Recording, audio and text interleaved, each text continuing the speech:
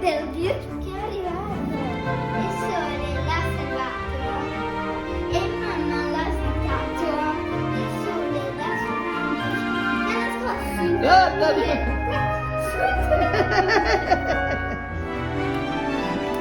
Guarda.